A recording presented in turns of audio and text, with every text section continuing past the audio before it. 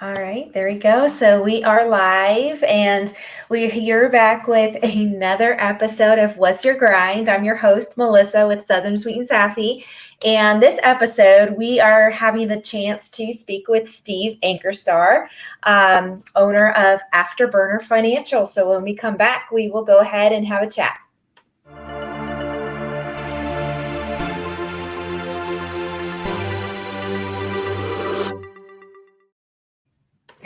All right, there we go. So, well, thank you for coming on the show, and just that way we're able to kind of get to know you a little bit more. So, tell me about yourself. Well, thank you, Melissa, so much for having me on the show and the opportunity to talk for as long as you want, because I love talking military stuff. I love talking podcasts. I love talking financial management. So we'll talk about whatever you want to talk about. But yeah, to introduce myself real quick, I'm actually in Vegas right now. I don't know if you can tell from the background there. Oh, nice. But yeah, so I have two daughters. They both play volleyball, and one of them is out here. My oldest is out here for a big tournament, so that's why we're in Vegas. But as far as my background, real quick, I was in the Air Force for 20 years. I had the privilege of flying fighters for our country. So what a great, amazing job to be able to have. And then after that, retired and opened my own business doing financial management, and I absolutely love it. Yes. So tell us about some of the times that you had flying.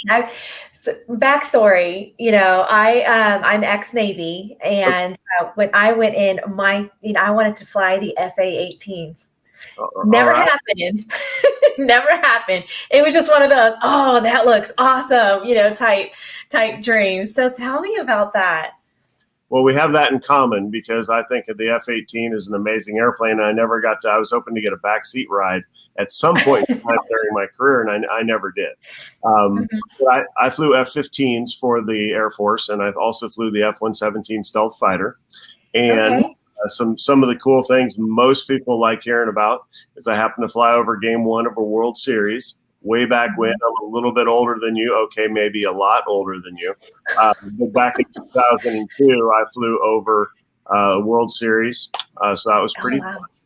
And I've also flown in combat, and people always ask, well, what were you more nervous in combat? Of course, because you're being shot at. And I'm like, no, I'm more worried about being embarrassed of, not flying over the stadium right, or, in front of all, millions of people that are watching on TV. So that's kind of funny. But I did, while I was over in the Middle East, we would have two aircraft carriers in the Gulf, and they would request flybys from the Air Force guys that were taking off from the land down in Qatar, going up to Kuwait to launch our missions. And they'd call us up and say, hey, do you have any gas for a flyby? And I'm like, absolutely, to fly by a carrier, what an amazing opportunity. And carriers, as huge as they are, when you're at 30,000 feet looking for them, I mean, they can't even see them. They're so small. But then when you go down there and actually do the flyby over, it's so amazing to see everybody up on deck waving at you, and it's just like the coolest thing ever. Yes, that is awesome. That is awesome. So I always watched like the Blue Angels and how they did all these really cool shows and stuff like that. And I know that the Air Force has their own team kind of like that. Did you ever have a chance to fly with them, or just anything like that, like anything fun outside of the flybys? I did, actually. That was I was on the F-15 demonstration team, so we did it for a few years when I was in Florida. And then once I got enough experience, I applied for the Air Force Thunderbirds, which is our Blue Angels equivalent. And both teams are amazing. They're really different shows if you've seen them. The Blue Angels are more like going to a rock and roll concert, while the Thunderbirds are more like a ballet as far as the different maneuvers that they do. And I tried out, I made it to the finals, but ultimately didn't make the team. But I did get to fly with the team. So I have my pictures of myself next to the pretty red, white, and blue jet, and hero shots and all that. So it was a lot of fun. It was a great experience. Yes, that sounds like a lot of fun. And it's interesting how you compare the two. I love it. Right. I would have never, I think it just takes somebody with that eye to be able to compare that. So that's amazing. So what got you into financial management and finance? Well, sure. Well, I answer that in two ways. So what got me into flying fighters, which you didn't ask, but I was in high school when Top Gun came out. So that tells you how old I am. But I saw Top Gun. I walked out of Top Gun. I said, I'm going to do that for the rest of my life. And a lot of people laughed, and I eventually, made that happen, right? So I got to do the Air Force version of that. But when you ask about what got me into financial management, it's really because there was a show a long time ago called Family Ties with Michael Fox, who was Alex P. Keaton, pretty nerdy kid. I was a very nerdy kid. I have no problem admitting that. I like numbers, and when I found out that if I could turn my math skills into making a lot of money over time, that's exactly, that was my calling right there. So I had already decided to go into investing even as a young person. But then when I got to go fly airplanes, it's like, well, I'm going to do that, certainly. So now that I'm old, you're about 40 years old, flying fighters, that's when you're kind of considered old and you don't get to fly fighters anymore. So once that was kind of like they took the airplane from me, it's like, okay, well, I'm going to retire and go into my own business and work my grind, right? Started it from scratch.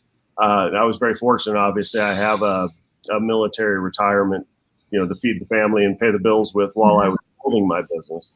But it was I just absolutely love it. So for listeners out there that are transitioning, possibly from the military to doing your own thing, absolutely go for it. It's not easy. It's not always fun, but the reward is fantastic once you kind of get a little bit of success under your belt. Yes, exactly. And Top Gun was one of the reasons why I joined the Navy. Or it's just like, I think it was like the movie itself, kind of played a part in, the whole Navy aspect. Because with the Navy, it's like you see all the blues, and the sea and just all these bright pops of color. And when you go to the recruiting station, you watch the other videos, the Army got dirt, and Air Force, you got dirt. The Marines, you got dirt. And so for me, it was just like, oh, this is amazing, just all this pop of color, and just really, that's kind of what gets you, I guess. But Top Gun does it. And I'm really excited for the number 2. Are you waiting for that? I'm waiting for number 2 to come out. I really am. I actually went and watched the original Top Gun, which I thought was amazing at the time. It's almost unwatchable now. It's so cheesy compared to the graphics and everything that we have these days.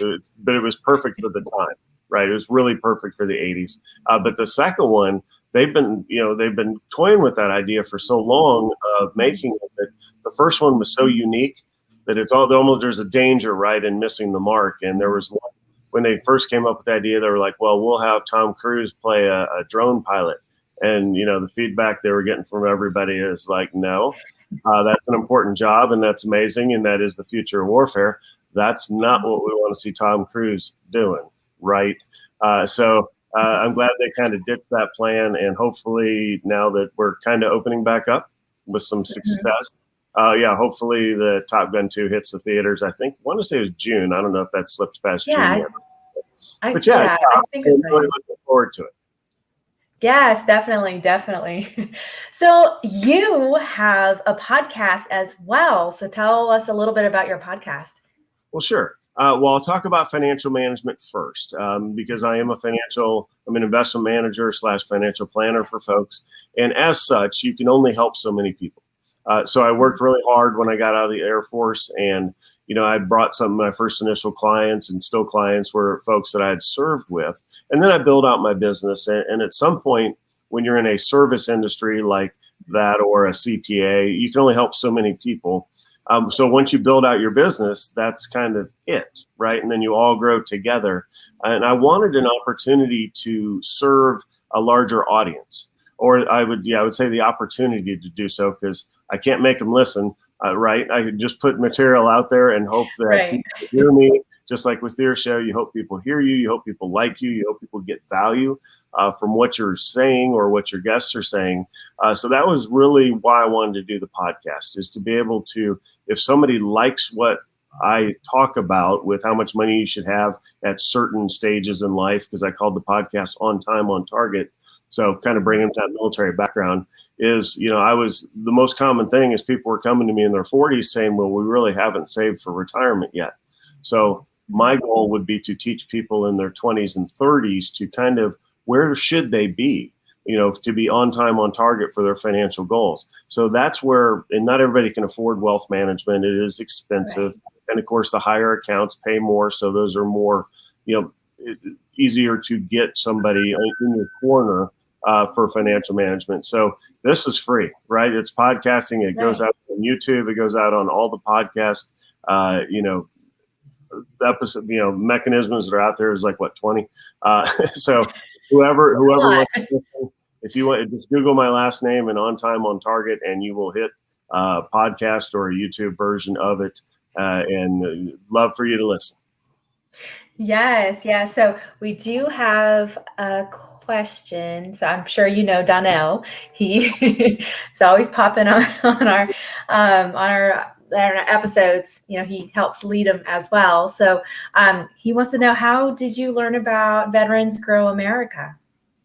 Well, I don't know, honestly. And that's kind of a good news story, is because through searching for opportunities to talk and get the word out to other veterans, I'm sure that that's where I came across the name and learn more about it. So if anything, that's just a tribute to Veterans Growth America, that they're getting their name out there, because it was probably Facebook, right, through many of the pages that I kind of check out from every now and then. So I don't know specifically, but whatever you're doing, it's working out there.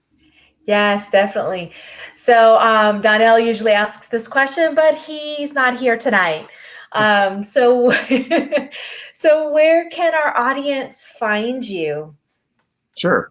I'm basically on Facebook pages for both my financial management, which is Afterburner Financial, or my podcast, which is On Time on Target, which again is just free information that it's out there as well. So thanks for popping those up, and you have websites as well. So yeah, that's where I am. And if you're interested in either just listening in or engaging through any of those means, I try to respond to everybody, and would love to hear from you all. All right, perfect. And we do have his information in the description. So if you were not able to get this live podcast, definitely take a look at the description and you can find him there. All right. Well, thank you so much, Melissa, for having me on today. All right. Thank you for coming on and sharing with us your story. We really appreciate that. All right. You bet. Of course. All right.